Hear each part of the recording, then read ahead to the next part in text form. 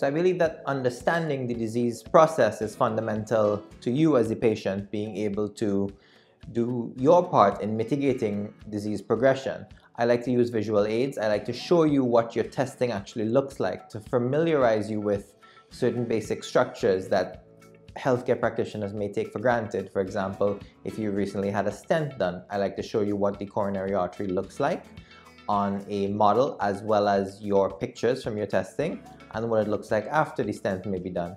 If your stress test is abnormal, I like to show you the pictures, what it looks like, what normal should be, what yours looks like, and what it really means.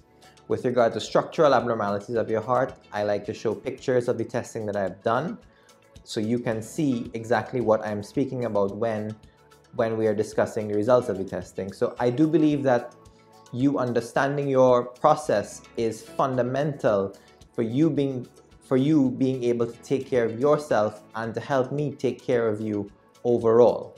So with regard to coronary artery disease, it starts by cholesterol containing plaque building up in the walls of your arteries. You typically have three major coronary arteries. There are little anatomical variations here and there, but with regard to this, the coronaries build up plaque at a very young age.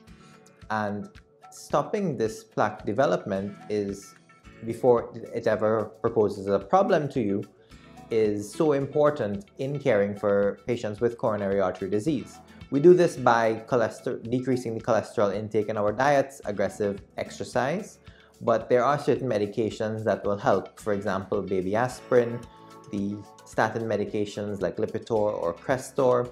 These are typically the medications I will reach for if I have found that non-medical interventions have not exactly been successful in stopping the progression of your coronary artery disease. If you have a stent, then we discuss what medications are needed to promote your stent staying open, as well as to promote future cardiovascular health. I also cannot stress the importance of cardiac rehabilitation enough. If you've had any cardiovascular procedures or if you have any active cardiovascular conditions, cardiac rehabilitation is excellent at getting you back to your previous activity level, as well as they show you what the rest of your life should look like while you have this cardiovascular disease.